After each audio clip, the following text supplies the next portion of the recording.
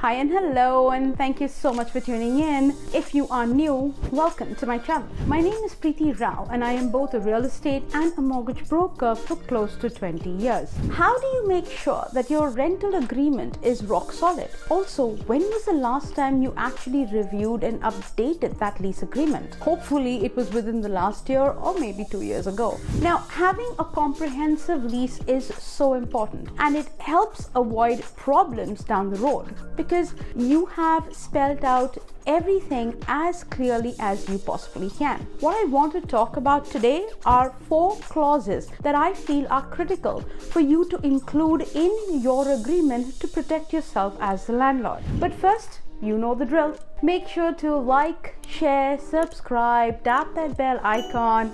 It gets me motivated to keep you up to date with everything real estate.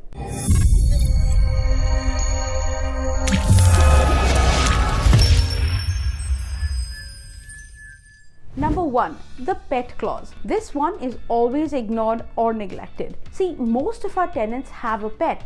2/3 of the population have pets. So it's very likely that your tenant will come with the pet. And pets are okay, as long as you have clauses in place that protect you and the property. Outline a remuneration for damages that the pet might cause. So first of all, you want to make sure that you have a clause in the contract that says that there are no unauthorized pets. So you know from the very beginning which pet is going to be staying there. And if there is an unauthorized pet, what happens? So first of all, you can impose a fee or a fine if you find that the tenant has a pet that was not on the lease or that you didn't approve. So you can impose a fine on that. And you can also add an inspection fee. You can tell them that first of all, you violated the lease, so there is a penalty for that we have to come back now and do an extra inspection to see if the pet has done any damages. The second is the waiver of subrogation. This one might not be as familiar to most people, so I need to explain this with an example.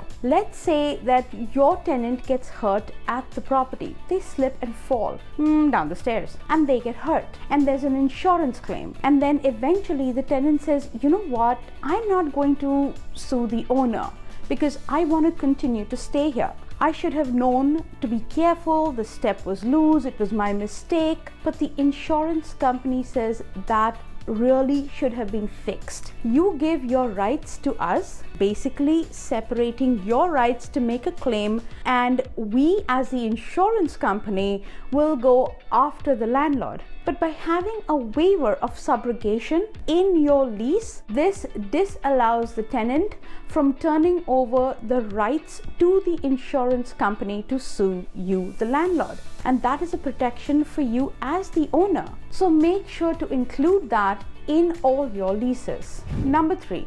This is all about your lease renewal. When the tenant lease is coming to an end and you really want to try to lock them in, you should be locking them in another lease for a specific term, generally a year. But what you don't want to do is have it just sitting there kind of like a month-to-month lease. They could end the lease in the winter, and then you can be in this horrible position where you're trying to rent it out off peak season and then dealing with months of vacancies or having to reduce the price just to make it work because it all happened at the wrong time. So on a lease renewal, you want to try to lock the tenant into at least another year, especially if they are good tenants. So there are a couple of ways that you could do this. First of all, you want to discourage the month-to-month lease for the reasons that I just mentioned before. The one way to do this is to say, okay, if a year's lease ends, they will automatically roll into a month-to-month lease. And if that happens, then the rent will increase by X percentage.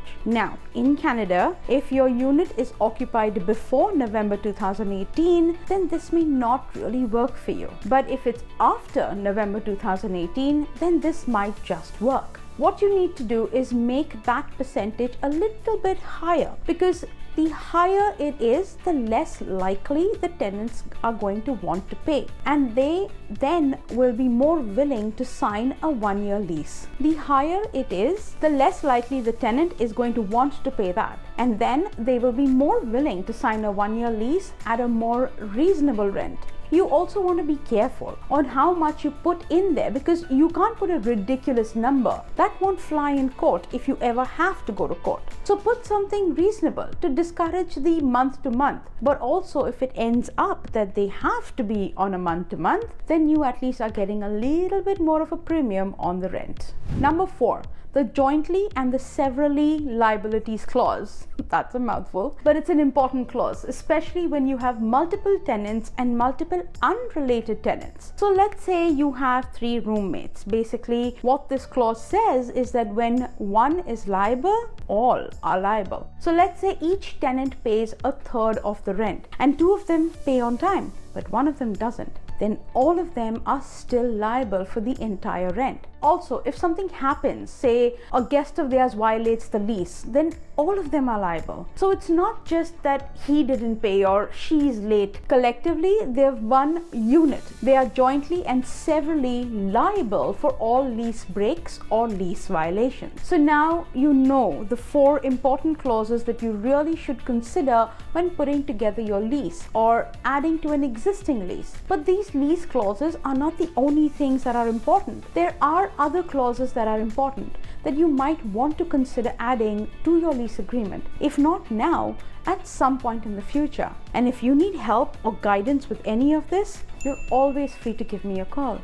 So if you have questions or want clarifications, please don't hesitate to call me. And if you still don't know who I am, just go check my rating on Google and read my client reviews. Till then, take care, and if you found value or liked this video and would like to see more content, then please click on the boxes on the screen. Once again, my name is Preeti Rao. My contact information is in the description box below. Make sure to hit like, share, subscribe, and the bell icon so you don't miss any future videos. Thank you so much for watching, and don't forget to call me because I hold the key that opens the door to your dream home.